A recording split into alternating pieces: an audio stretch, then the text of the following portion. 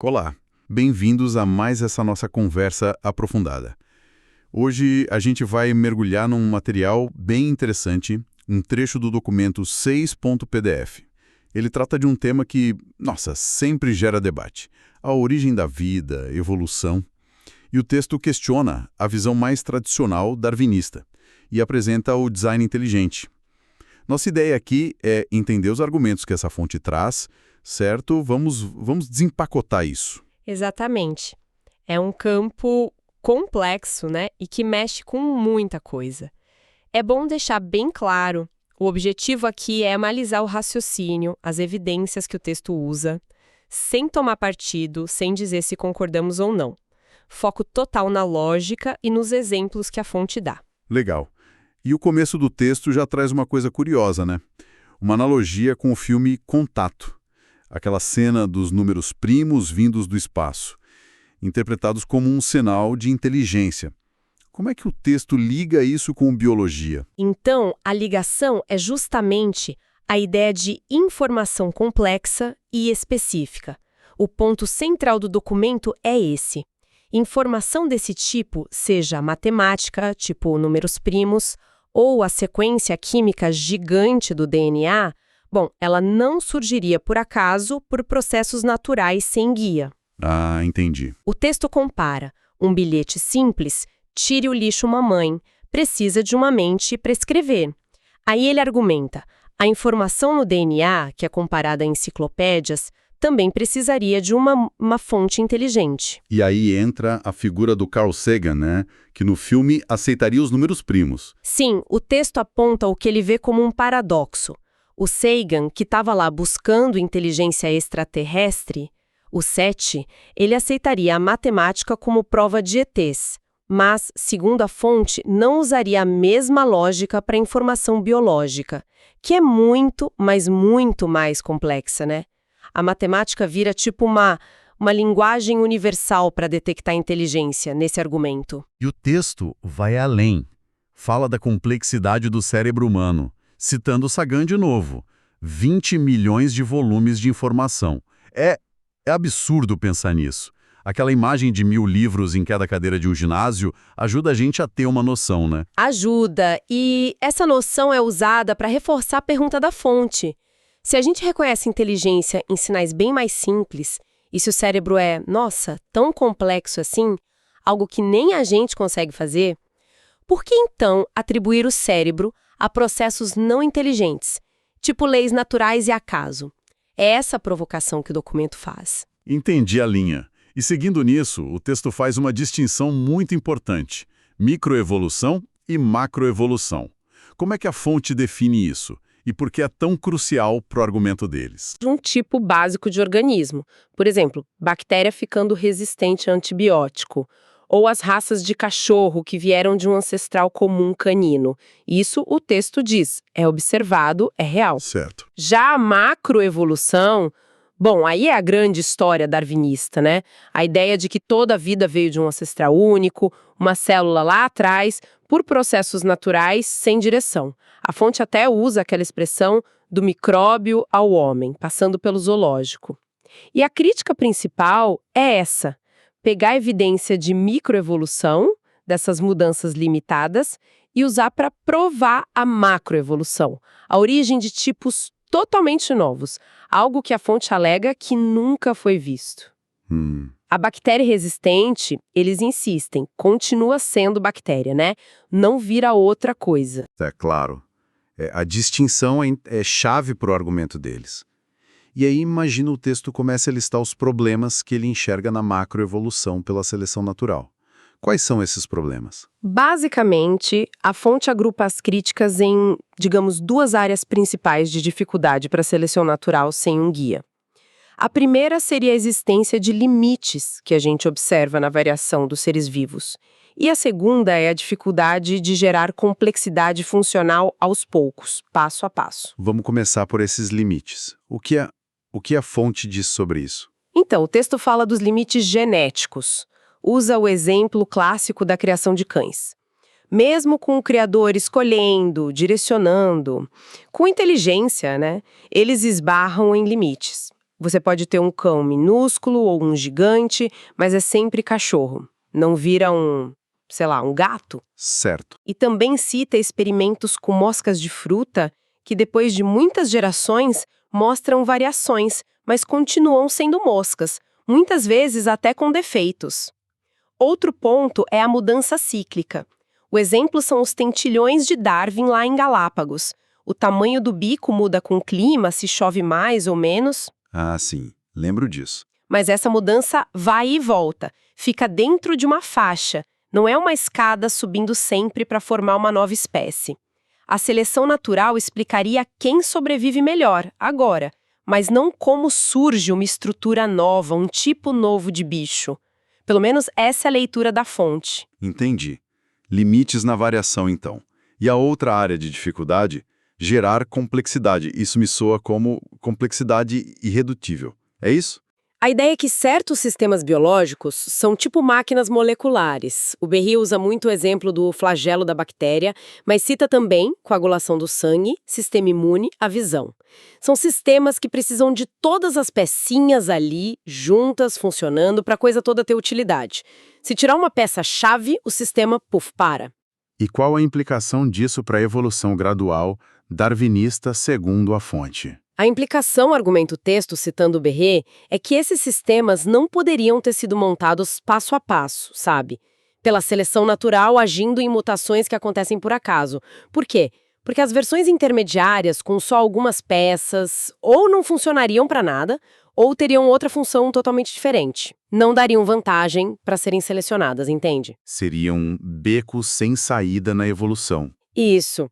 Seriam inúteis ou até atrapalharem.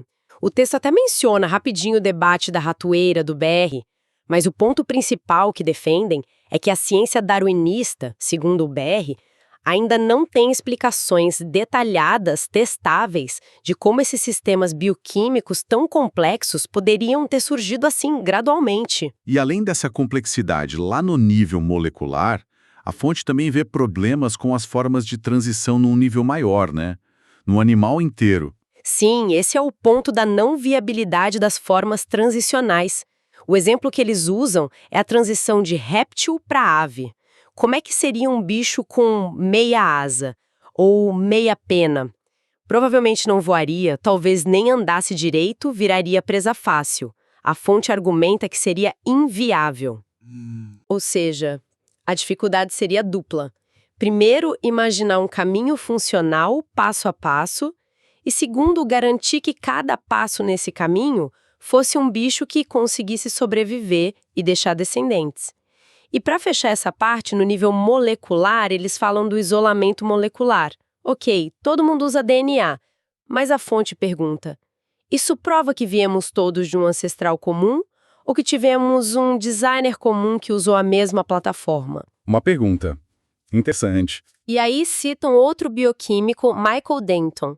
Ele diz que se a gente comparar proteínas de grupos grandes, peixe, anfíbio, réptil, mamífero, eles parecem distintos, separados por vazios moleculares. Não teria aquelas sequências intermediárias que o gradualismo esperaria. A fonte vai conectando desde o DNA até a anatomia. E os fósseis? O próprio Darwin já via as lacunas como um problema para ele. O que o texto diz? As descobertas depois dele ajudaram ou pioraram? Olha, a visão que o texto apresenta é que o registro fóssil, na verdade, complicou mais ainda para o darwinismo. Eles citam até um evolucionista famoso, Stephen Jay Gould, para dizer que o padrão que mais aparece nos fósseis não é mudança gradual, são duas coisas. Primeiro, estase. As espécies ficam basicamente iguais por milhões de anos. Stase. Paradas, digamos assim. Isso. E segundo, aparecimento repentino.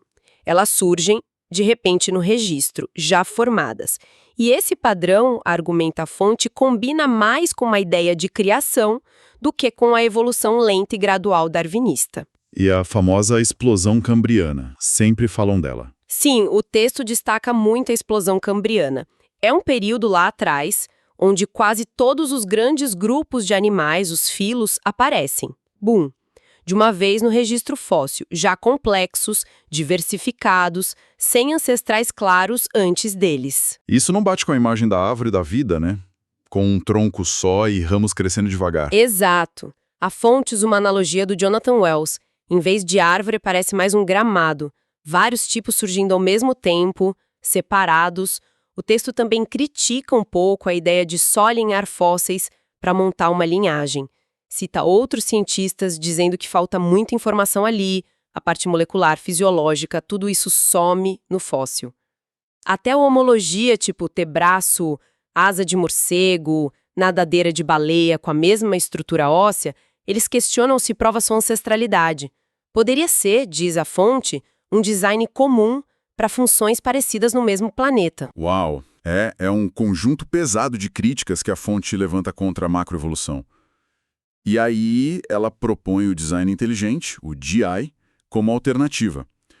Como ele é definido no texto e como respondem às críticas comuns? O DI é apresentado no texto como uma inferência científica, não como religião.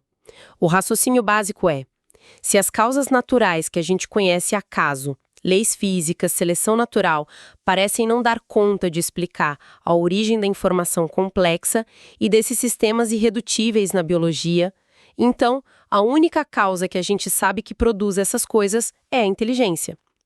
Logo, inferir que houve design seria para eles uma conclusão lógica baseada na evidência. Mas sempre vem a crítica. Ah, mas DI não é ciência. Como a fonte lida com isso? Eles rebatem, dizem que ciência busca causas e causas inteligentes podem ser detectadas pelos seus efeitos.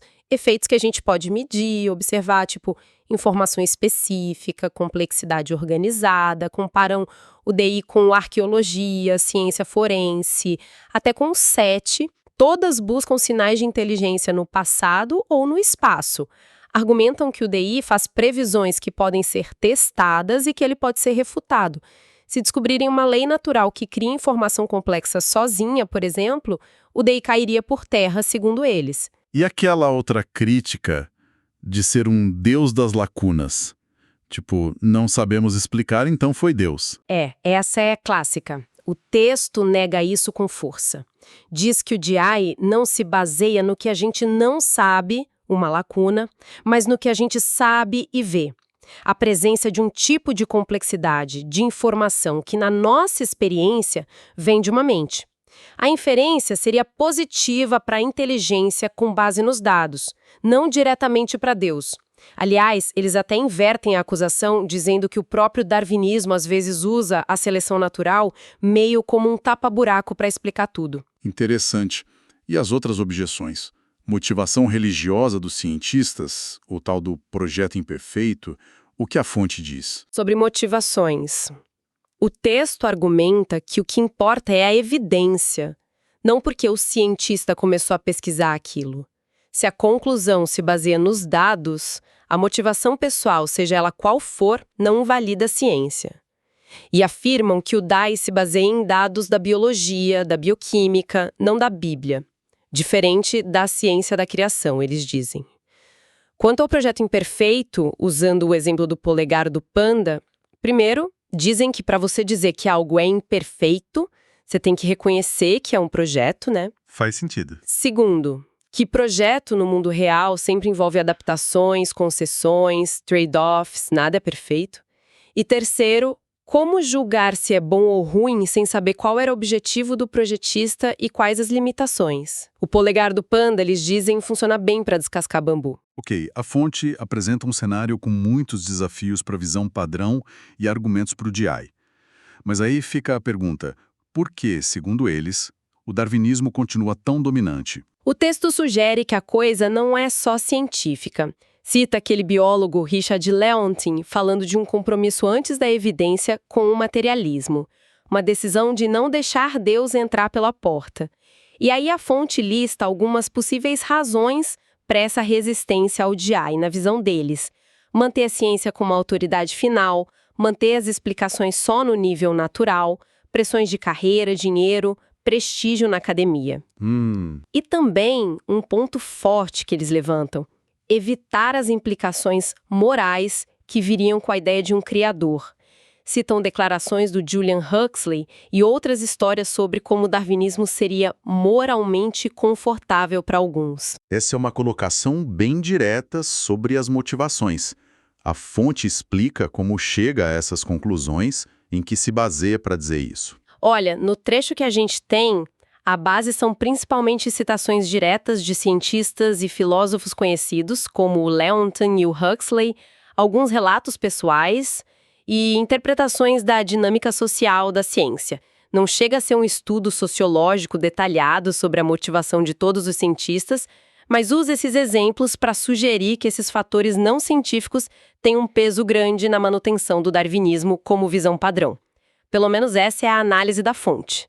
Mas é importante notar a ressalva que o próprio texto faz, né? Que nem todo cientista que aceita a evolução tem essas motivações.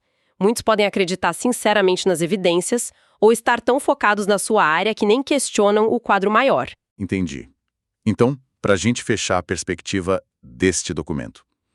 Ele contesta a capacidade da macroevolução darwinista, seleção natural plus mutação aleatória, de criar informação e complexidade novas, aponta problemas nos fósseis e na biologia molecular e propõe o DI como inferência científica a partir de padrões que lembram inteligência. Qual é a conclusão principal que a fonte tira disso tudo? Conclusão que o texto enfatiza é que, sabe, deixando de lado a discussão sobre quando o universo começou ou qual a idade da Terra, o simples fato de que o universo teve um começo e de que a vida mostra ajuste fino e design complexo, isso apontaria, nesse raciocínio, para um iniciador, para um projetista.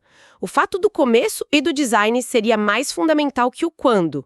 E a fonte termina defendendo que se ensine tudo nas escolas sobre origens, os pontos fortes e os fracos da teoria da evolução. Dizem que ensinar só o lado darwinista, sem as críticas, seria doutrinação, não ciência de verdade. É uma análise densa, sem dúvida, que desafia bastante a visão que a gente mais ouve por aí. E nos deixa pensando, né? Uma coisa para além do texto, agora que a gente está avançando tanto com inteligência artificial, biologia sintética, criando sistemas complexos baseados em informação, como será que essas nossas próprias criações vão talvez mudar a forma como a gente entende ou debate a origem da complexidade lá na natureza? Fica aí a pulga atrás da orelha para a gente pensar.